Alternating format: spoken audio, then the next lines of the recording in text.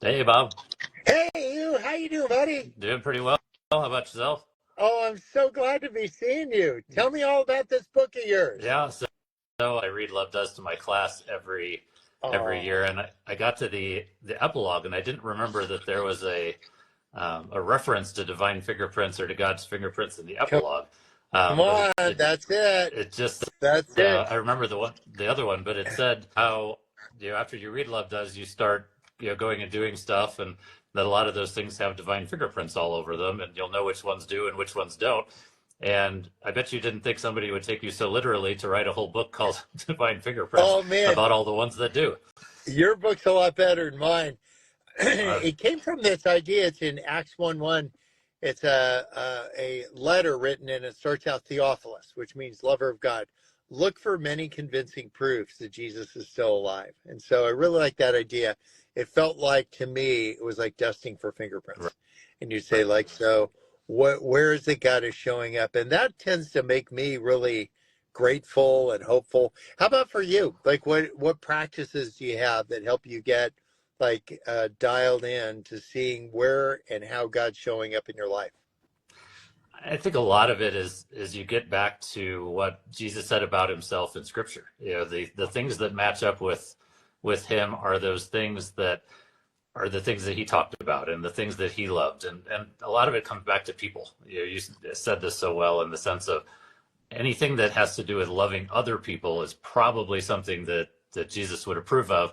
Anything that is self-focused or trying to make more of me is probably not. And so that seems to be Yeah. the easiest way to figure it out. Yeah, I totally get that. It's like God has invited us to this adventure, and it's not like an entree, it's like a buffet. I went to lunch this afternoon. It doesn't happen very often. And we went to this restaurant. It wasn't a fancy one, but it was kind of a nice setting. And they give you these menus that have all these things on it. And I'm not a foodie. I'm like a Uh, PB&J guy. Me So neither. I said, hey, I'll have a tuna melt. And they said, oh, we don't have that today. I'm like, oh yeah, no worries. What if I just go with the club sandwich? That sounds great. They're like, we don't have that today. I went through 4 or 5 different things about like, what about this? And they're like, oh no, sorry. And I said, at some point, I said, what? Tell you what, you point to something you actually do have. And the only thing was a Reuben sandwich. Now I couldn't even spell Reuben, um, but I felt like my exposure to faith was that the fun was, I'm sorry, we're out of that today. It's unavailable. The living spontaneously, the anticipation. It was like there's no bad guy in this, but they were pointing to the like least attractive thing, at least to me, on the menu. And so what was your exposure to faith? Because sometimes we write books that come out of either a reflection of all the good things we were exposed to or reaction to some quirky things. So tell me the origin story of your book. So I grew up Catholic back in South Bend, Indiana, and I never really connected, I guess, with the Catholic Mass. I'm certainly not anti-Catholic. It just didn't necessarily work for me. And so I kept having all of these perhaps unusual ways that God connected with me. I met my most impactful friend. I'm actually using her iPad at the moment in a college class I never should have taken. I moved to Albuquerque after I won plane tickets in a golf outing and ended up using them to go to Albuquerque. A year later, I'm moving across the country. And so we think of that as luck or chance if you're not looking at it from the faith aspect. And at some point after I'd been to church, it was kind of like, these things aren't luck or chance. This is our very big intentional God doing things on purpose that are changing and redirecting my life. I joked last week that I don't feel like I've ever had a long-term plan that actually worked. And that's really what the book is about, are all the different ways that I planned something, God planned something better, he redirected me to his better thing, and then everything worked out so much, again, better because I followed Yeah, God's plan and he didn't go with what I thought I was going to do. yeah, bingo. It's kind of it's our relationship with ambiguity and our need for control.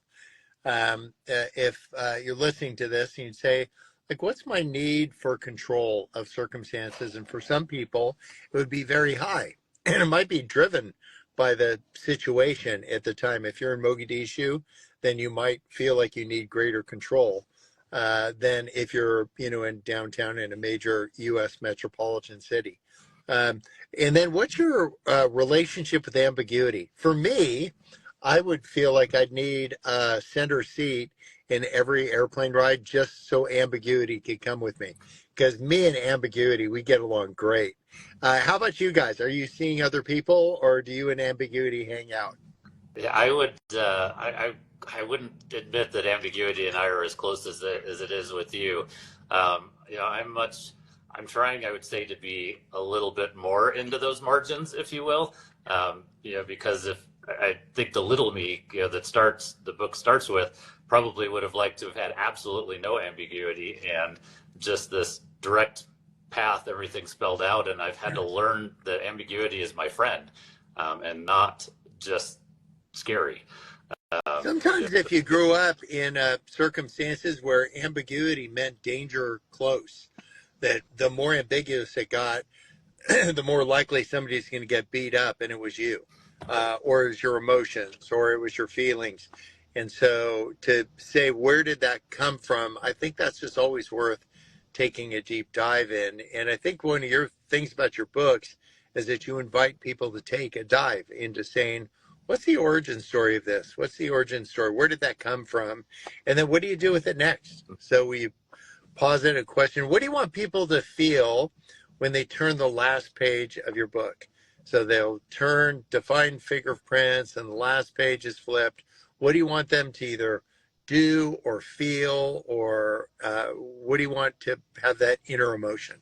Sure, that's a great question.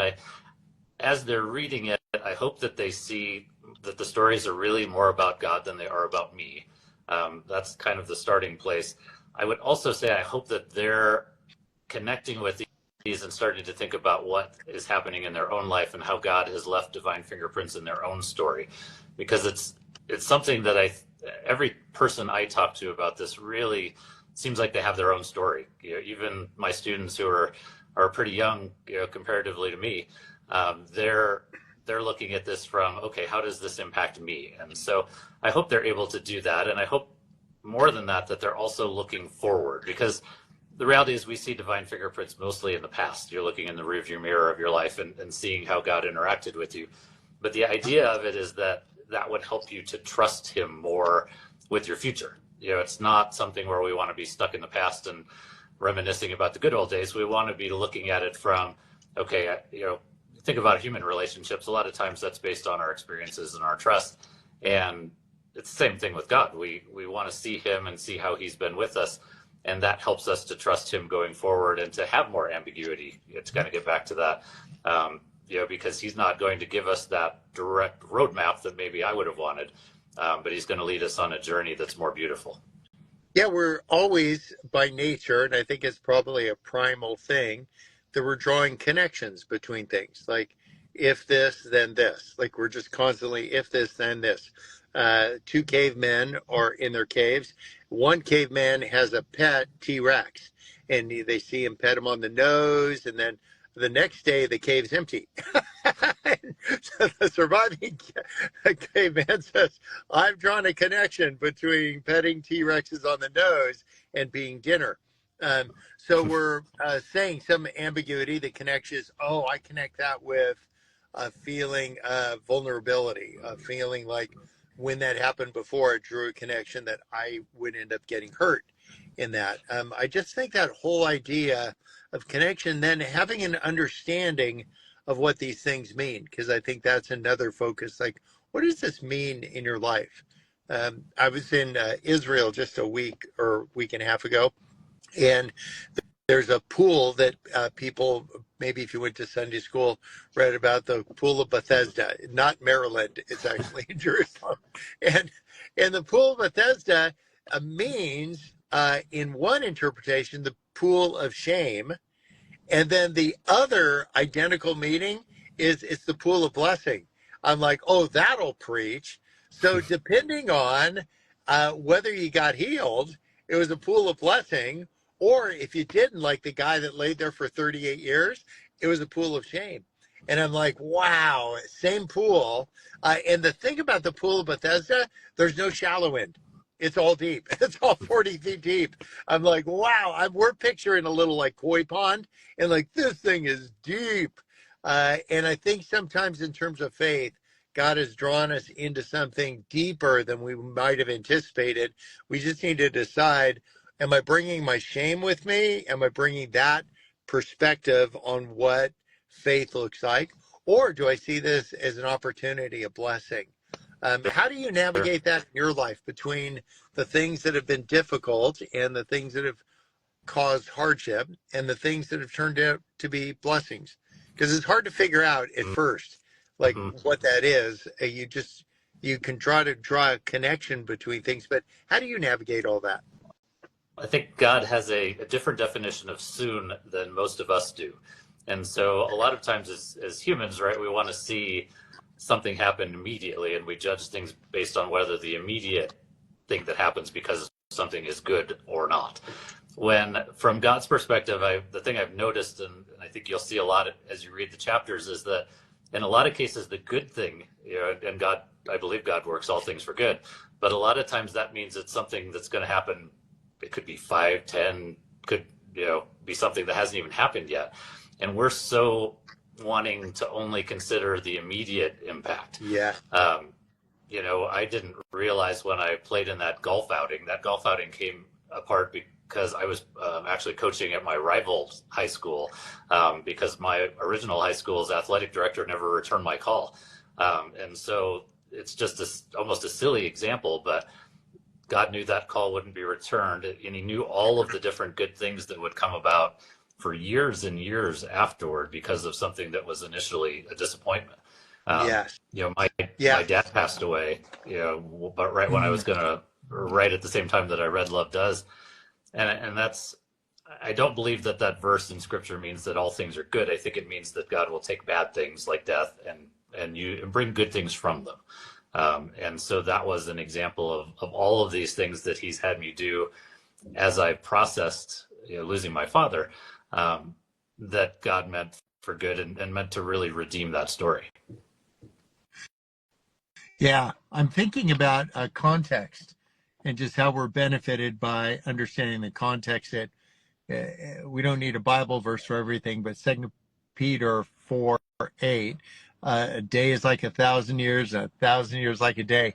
So when I'm stuck behind somebody at the grocery store and they're counting their pennies, and I'm like, dude, land the plane, to just realize how much in a hurry I am because I'm trying to go from the next thing to the next thing.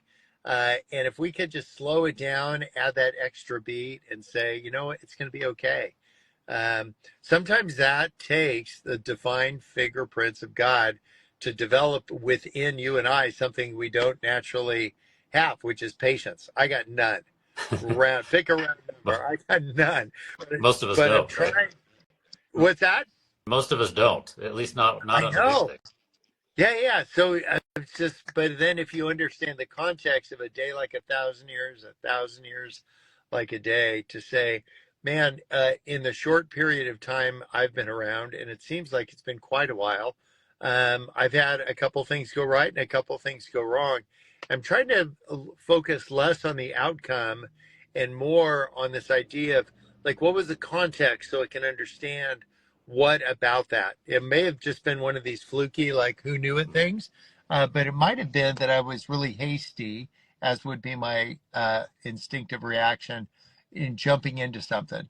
I'm trying to just slow it down, introduce a couple beats to say, you know what? I don't want to come up with a fast solution. I want to do a lasting solution. I want to say, like, what's really going to outlast me? But I was thinking this was actually a story that I wish I would have put in the book, and I didn't think about it until it was already at the printer. But when I went Next into Barnes and Nobles, book. and yes, next book, to buy Love Does, I never go into Barnes and Noble to buy books. I was going in to buy a present, and my mom asked me the other day, "Who was the present for?" I have no idea who the present was for. And the book was pretty popular, enough to be out on the main shelf at the time. So I'm just kind of looking at the stuff that's out in the front and picked that up. And not only did I buy it as a present for whoever that person was, I bought one for myself and bought two other ones. And the crazy thing with that, I feel like, is that God knew I was going to do that exactly in that way before you even wrote the book. He's so Yeah. intentional and so not bound by time that the things that he's doing without us ever thinking about them are so marvelous. It's just hard not to be kind of in wonder at what he can do if we just let him write the story. Yeah, I want to remind myself all the time that God has not taken you and I this far, Andy, and then forgotten our names. He isn't just going Right. to take us all. If maybe if you're listening to this and you're feeling like, I just don't get it. What is the deal? That God has not forgotten about us. There's just a different timing. There's a different context. It's something maybe even this side of heaven we won't be able to see, but just trusting that and living in anticipation, up on tiptoes, that actually in the bigger scan of things, maybe it'll make sense. We've talked about this before. You got a Saturday coming up, and there'll be a bride praying for sunshine and a farmer praying for rain. And if it rains on her big day, it doesn't mean he doesn't like the bride or is against the marriage. He's just doing something different in somebody's life than he happens to be doing in hers. I need to remind myself because a couple rainy days have come each of our way. So what do we do? That we just trust God is up to something in somebody else's life, and that may represent itself as a setback in mine right now. But I'm not going anywhere. I'm just going to stay faithful. And it's more than just optimism run awry. It's a deep belief, confidence in what you're hoping for, assurance in what you haven't seen. That kind of definition in Hebrews of faith. So just knowing what you're hoping for. So what are you hoping for in this book? So and by the way, get the book because this is what encourages publishers to have authors write more books. It'll be a great read for you. Do what Andy did, get a couple for your friends. And this is an infomercial on books. It's not a monetary thing. It's just a red light, green light that publishers need to say, let's get Andy writing more books so we can put the next story in the next book. And by the way, start writing your book as well. But what's the thing that if faith is confidence in what you're hoping for, what are you hoping for as the outcome? Because it's been a really long process to write this thing, hasn't it? Yes and no. It's probably took a little over a year to write it. I was at times almost surprised at how God just kept giving me the words. It felt like He really ordained large parts of this that just helped me to keep going with it. But I think the coolest thing that's happened so far has just been seeing it get into the hands of so many of the people that I've known for so many years. I've reconnected with a friend from sixth grade. My high school English teacher and I have connected over this. Another friend from high school. That's awesome. One of my students' families, I think, has already bought 10 copies of it, which is just such a blessing. And That's great. I'm so Was your English appreciative of teacher them. was your English teacher surprised? You were the one that couldn't spell cat, and now you've Um, like done a whole book. if she probably was surprised, but she was kind enough to not remind me of that Yeah, she in worked on that her form. poker So face. Yeah. yeah, so I think the easiest way to describe my hope for this is that when I walked out of Barnes and Noble that day, I didn't know what Love Does was going to actually do for me. That it was going to lead me to seek divine fingerprints and to just to seek God more fully and to be more confident and more brave. And I feel like it's an audacious prayer, but we serve a big God who can do big things, so I don't mind asking Him to do this. But my hope is that readers who read this would have that kind of impact and want to do something different with their lives after reading Divine Fingerprints. Yeah. That's way beyond what I can contribute, but that's what I hope God does with it. Yeah, you just put a ripple in the water and you hope it turns into a tsunami in somebody's life Exactly. in a beautiful way. And so what I like about you is that you're not trying to get people to be like you. You're hoping they'll be more like Right. Jesus. And it comes through in your words and you're a humble guy. Um, when you, if you were to write your next book right now, what would it be about? You have to write your sequel or prequel or whatever, something quill. What would it be? It's a good question. I put pretty much everything other than that one story in here, so I don't think it would be a lot of personal stories. I think I would interview people kind of Lee Strobel style, if you will, for their divine fingerprints, and then try to find some different angles at the story, telling what God has been up to in other people's lives, because that's really the goal of the project from any angle, is to help people see that God is that intentional, then that good, and loves us that much. Got a great life hack for those of you that are listening that are parents or uncles or aunts. There was a time when our kids were young that I actually memorized their fingerprints because they were out cold. Wow. They didn't know who they were, where they were. And I started drawing their fingerprints, and I knew at that point I was the only person alive or dead that knew what their fingerprint was. And it was kind of a neat challenge. I felt really great. It wasn't like I wanted to do a bank heist and leave their fingerprint behind. Although now, when they became teenagers, that seemed like a good idea. But to do that with the people that you love, to say, be the only person that knows what their fingerprint looks like. You could draw it by memory. And to think that there's this loving God that takes care of big stuff, the traffic jam that you're in, not that he clears all the roads to get you there faster, but that he wants us to live more purposeful and intentional lives, lives that are more focused on him, that are freed up from all the distractions of whoever's honking a horn at us, so that we can just like actually be living these beautiful, obedient lives. And obedience wasn't in my word a day calendar growing up. How about you?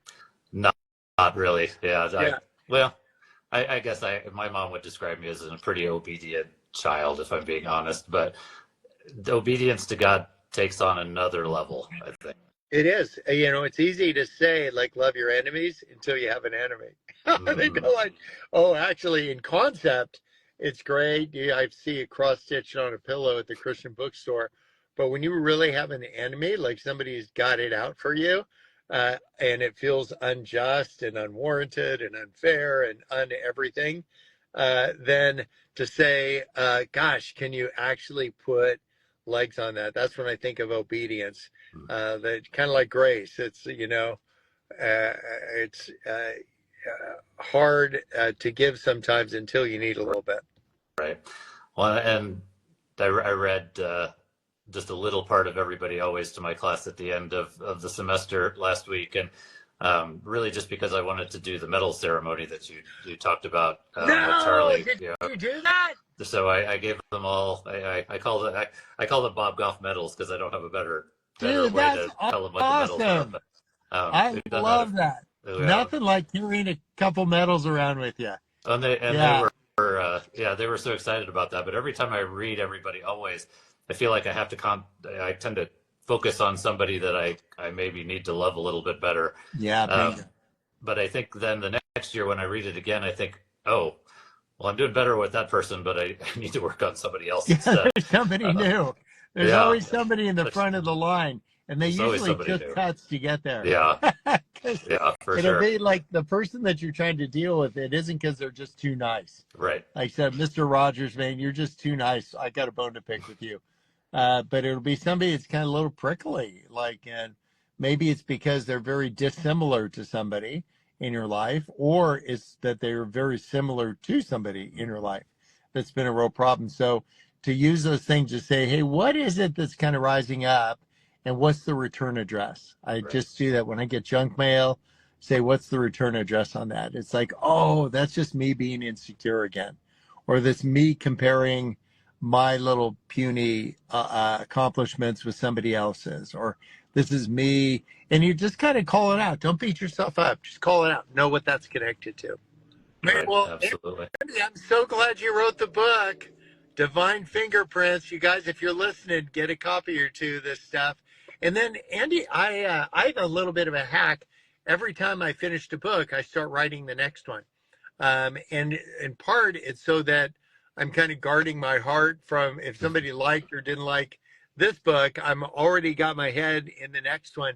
It's a great, while you're feeling you need a little recovery time after spelling all those words. I hope what you'll do is get busy and get some more words our way. And I'm just speaking on behalf of Earth here. So keep them coming, brother. I appreciate that. I'm starting the interviews by doing that podcast, so I've got some conversations and some examples. So you never know, it might be coming to another bookstore near you someday. Okay, we'll be hoping. Hey, it's Divine Fingerprints. Pick up this book. I appreciate it. Thanks, Bob.